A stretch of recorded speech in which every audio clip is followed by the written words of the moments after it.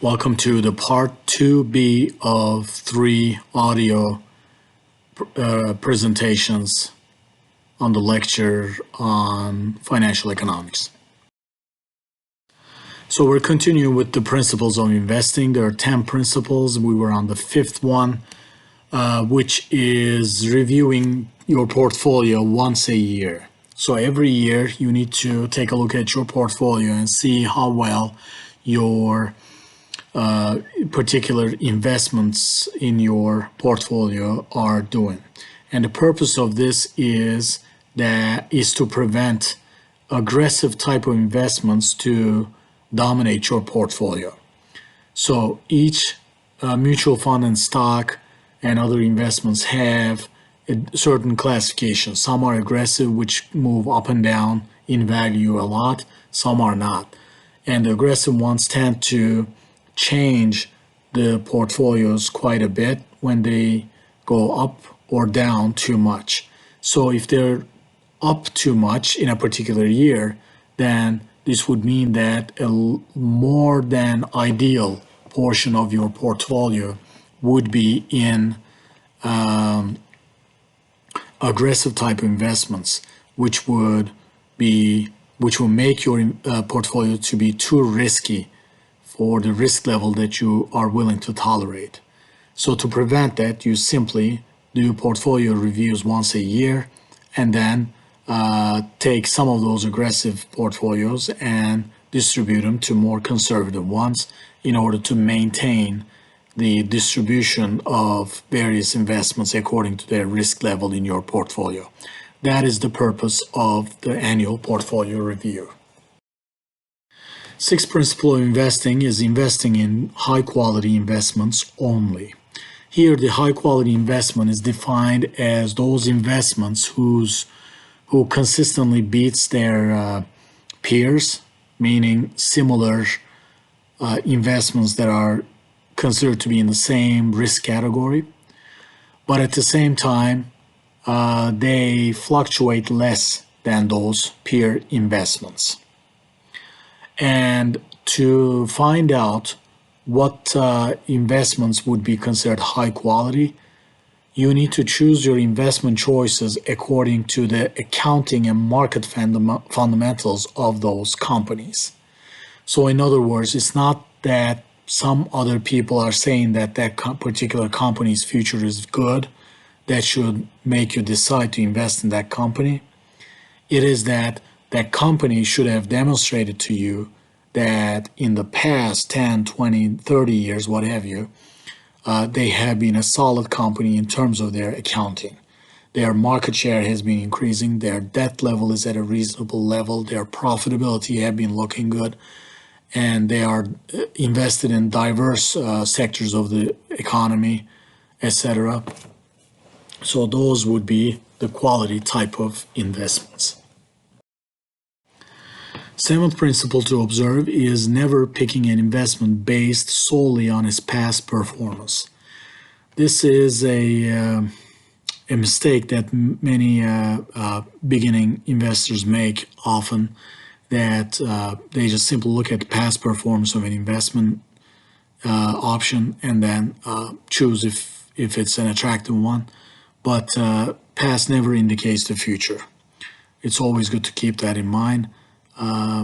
So only consider past performance, which should be no less than 10 years, by the way, as an overall evaluation of a particular investment. Just one of the things that you look at only.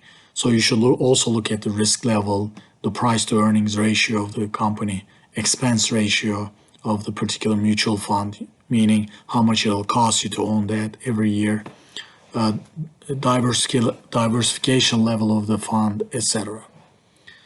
So one way of kind of delegating this duty, these somewhat detailed analysis, is to have the professionals do it.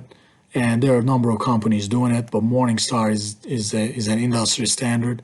So you can just simply go to morningstar.com and choose a stock or a mutual fund that are rated 5 stars that would be suitable for your portfolio. The eighth of the 10 principles of investing is diversification. This notion refers to the idea that an investment portfolio should consist on investments that whose performance is connected to different dynamics. So you should buy a company in various sectors, or you should invest in funds, I should say mutual funds, that are invested in different economies, different markets within the same economy, different locations, etc., so that if one market goes down for whatever reason, your entire portfolio wouldn't go down, and you would have others that would save the day for you. So this is the just old adage, not putting all eggs in the same basket. Same thing, same principle applies here.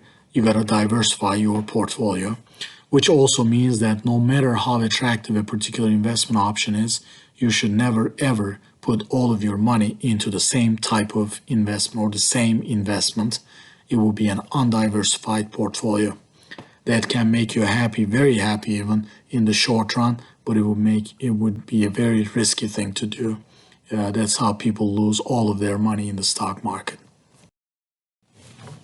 The ninth principle of investing is considering risk tolerance when building the portfolio. So all portfolio building should start with finding out the investor's risk tolerance. There are questionnaires online that you can fill out to find out what kind of an investor you are. It all depends on how you can tolerate ups and downs, large ups and downs in your investment value over time. And your answers to these questionnaires will tell you your risk level, your risk tolerance level, and accordingly, you should build your portfolio for that level of risk tolerance. Again, there are tools online that allow you to specifically find out about these portfolios. And the 10th and last principle of investing is knowing taxes, understanding taxes, and taking advantage of all tax benefits given to us. There are a number of account types such as 401ks, IRAs, which stands for individual retirement accounts, health savings plans, 529 plans, which are college plans, or others like municipal bonds or tax-free ETFs and charitable donations. There are a number of things that the U.S. government allows us to save taxes on. And we need to be really smart with taxes, understand how they work so that we take advantage of them.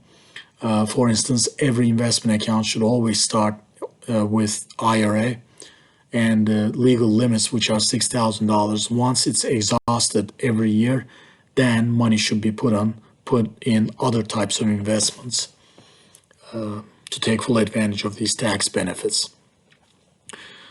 This wraps up this presentation, and we'll continue with the third part below. Thank you.